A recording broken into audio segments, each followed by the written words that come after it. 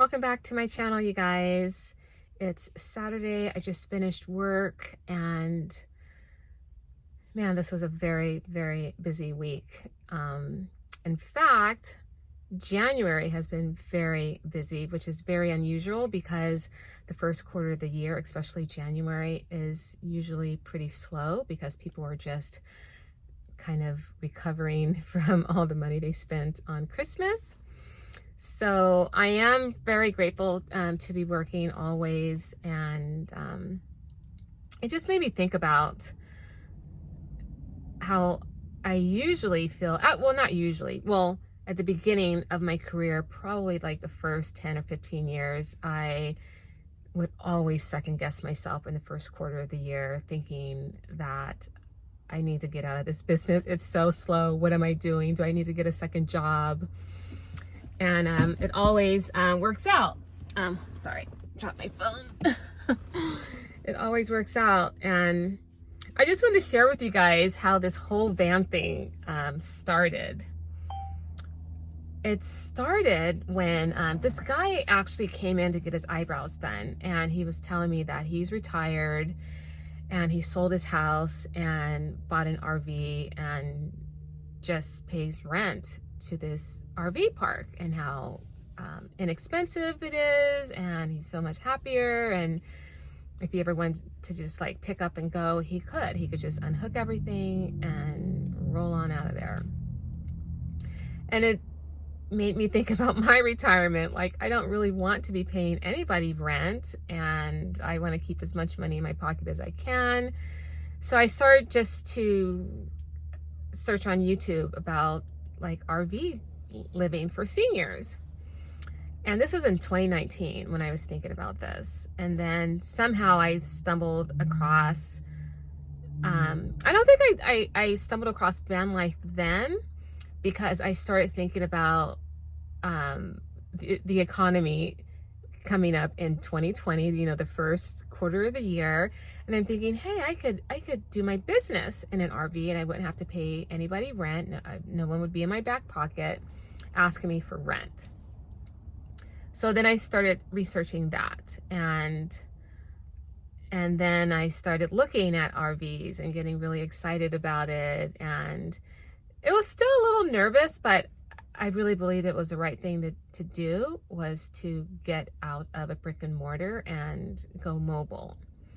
So I sent out a text message because I was excited about the plan. I was thinking I can shut down both studios. I know how it's going to work in Santa Monica. I drove around to see where I can park the RV. And yeah, because you can't buy an RV or a van without knowing where you're going to park it, especially if you're going to do business. So I needed to know where I was going to park this RV that I thought I was going to get. So anyway, so I send out a text message, you know, just all excited about my research. And I just want to read you the response that I got, okay? It says, this is what it says, the response. I'm feeling like an RV is just not the right way to go. You're a high-end makeup artist, and doing services in an RV is not a good look. You won't have a consistent place to do business. There are security concerns. There is operational risk if the truck, generator, miscellaneous elements go out in the RV. Also, this is a guaranteed 65 to 70K debt hole that you will immediately go into, which is money you don't have. Borrowing money is not free and not smart at this stage of your life when you are 52 years old and already have debt you're trying to climb out from under. At best, it will take years for the RV to pay for itself. And if something goes wrong in your business before then, you are stuck with it and have the burden of selling it, which is not the same as selling a car. I don't think you truly have a plan of justifying the potential revenue versus overhead, or have forecasted a timeline and have fully examined all the risks. At least with the studio, You can get out at any time with no further financial burden to the property. Not the case with an RV. I appreciate that you want to prepare for a downturn in the economy and lighten your overhead, but that's not what this is. In fact, it's the opposite. You should look at it from a top-down perspective and see what options you have to reduce costs, yet continue to grow your business. I want you to be successful, and I also don't want to see you get into a bad situation, and I feel that the RV is a bad situation and a mistake. I know you're excited about it, and I'm putting a lot of effort into exploring the operational details surrounding it, but I don't think the business case, oh, there's a little hummingbird. Anyway, I don't think that the business case is there. I'm coming from a place of what I truly feel is in your best interest. So I get that text message and I am livid because this is the thing. When you are an entrepreneur, you can't expect people who are not an entrepreneur to understand where you're coming from. A true entrepreneur weighs all the risks. We take calculated risks and we move forward. And you really cannot, and I've said this before, you really cannot appreciate success unless you failed. And you learn a lot when you fail. During your failures, you learn a tremendous lot. You learn a tremendous a lot of things. What am I trying to say? You learn a lot, okay? And you can't be afraid of failure. You just can't.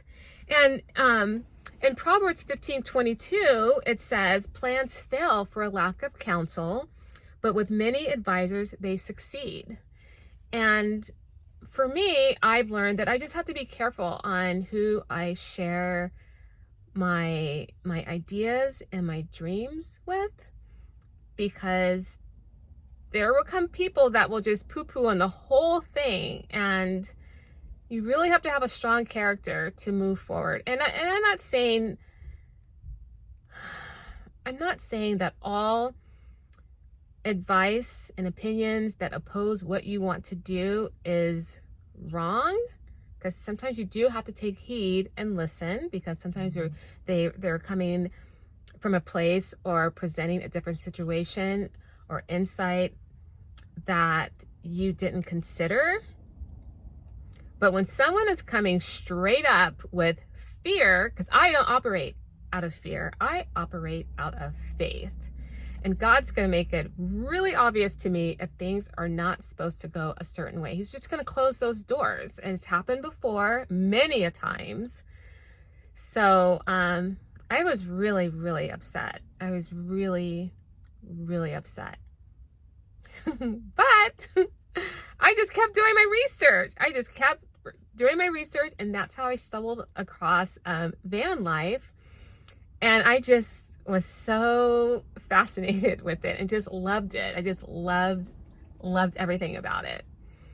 And then at the time I was looking at doing the RV, I did find someone on Craigslist to build it out for me. And the plan was not crystal clear to me on how I was going to do this. So obviously it was not meant for me to have an RV, because the idea of it was not crystal clear. God did not make it crystal clear to me. And then COVID happened, and it was tragic for a lot of people. But then there were a lot of blessings too that came out of it, and me getting this van was definitely a blessing. I could not have done it if it wasn't for the whole pandemic. And anyway, so I started just thinking about van life and researching it. And then when the opportunity came for me to get the funds for it, I just went all in. And I'm like, you know what? You've got to get on board with this, because I'm going to do it. Like, nothing was going to stop me God had opened up the door. It was super clear to me. And a little part of me, probably like less than 1%, didn't know if all the clients were going to be on board. I didn't know. I mean, my clients most of them are executives. So to be asking them to hop into a van, I knew they trusted me. And actually all my clients have followed me from place to place to place. So it didn't even dawn on me that they would not follow me into a van. So just all the doors were just opening, and even the way the van got built out, I didn't even give them any drawings on what I wanted. I just kind of said what I wanted. I needed the floor done, and I needed lights. I needed the ceiling as high as it could be, and I needed the cabinets, the cupboards, and that was it. Oh, I said I need a bathroom too. And, I need a sliding door. I just kind of said things to them. And when they got finished with everything, they just blew it out of the water. I could not even have imagined any of it. Because when I first gave them the van, I didn't even know what they were going to do, because it was a 15 passenger vehicle. It had cup holders, and, I didn't know if they were going to completely rip everything out. I'm thinking, well, I don't know what I'm going to do with these cup holders. Maybe I could just put like a flower in there. I know I need to get my bed in here. And I just couldn't think that far ahead. But I mean, they just tore everything out and built walls, and I got window seals, and they just blew it out of the water. I could not. God will do everything above and beyond what you could ever imagine. And this is proof of it in my life. I couldn't even have imagined what this vehicle even looks like, So they blew it out of the water. And that's how it all started. It started with this guy planting a seed, talking about retirement, and me just researching in that direction, and then starting thinking about my business and how it's always slow, in January, in the first quarter of the year, and what can I do, and let me go mobile. And then I did this research and stumbled across van life, and the rest is history. And I really share all this with you guys just to say, and I've said this before, don't give up on your dreams, and be careful who you share your dreams with, and because there's going to be plenty of people that's going to poo-poo all over it. And some of it you do need to take heed, and some of it, especially if it's coming from a place of fear, like if the advice that was given to me was, okay, I understand what you're trying to accomplish here, let's see how we could make it work. If we together saw how we could make it work and it didn't work, then that's fine. I can live with that, and I can accept that. But just to flat out come to me with fear and no faith and no plans on trying to help me do research on whether this is going to succeed or fail, I just can't operate like that. And I've always wanted to live my life with no regrets in that if there's something I think I want to do, let me see if I can do it. I don't ever want to look back and say, man, I wish I had gone ahead and pursued, this job or this position or this relationship or this situation. Those kind of regrets I don't want to have. Of course, I do have regrets in life because I did go ahead and do some things, but I'm talking about just flat out ignoring what you really want to do or want to explore, just ignoring it. I mean, how many people, or how many times have you heard people say, so-and-so said on their deathbed, I wish I would have done A, B, or C. I don't want to be that person. I don't want to wish I'd done something when I was younger. And also, I'm in my 50s, okay? I'm 57, and age is nothing but a number. As long as God has me here on earth and I'm still breathing, I'm still living, I'm still thriving, I'm in great health, there's no reason for me to pivot in my career. and people are living longer. And what do people do when they retire? They normally do something else. You know, I don't plan on retiring. I plan on maybe reducing my hours, but I'm always going to be doing something in this industry. I'm not going to get out of this industry and then go do something else. This is all I want to do.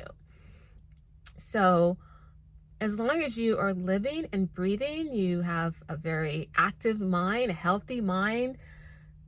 And if there's something that you want to do, even if I was like 60, 70, 80s, if there's something else I want to do, then I think I should explore it, you know? So don't let age be a factor in something that you think that you want to pursue unless you just flat out can't do it. But anyway, I don't want this to be too long of a video. I just wanted to share that with you guys. I just wanted to give you just a little bit more insight on where this whole van life idea came from, and you know, just to encourage you guys just to go ahead and pursue your dreams. You have nothing to lose, really. Well, you might lose some time, some money, some friends, but that's okay. That's okay. You're gonna be okay. All right, so I'm gonna see you guys in the next video. Okay, thank you so much. I love you guys with the love of the Lord. I'm so grateful that you guys have liked my videos, you have subscribed, you've commented. Not many of you leave comments, but I love to see comments. I love to respond to them. So anyway, you guys, enjoy the rest of the day, and I will see you guys in the next video. Okay? Take care.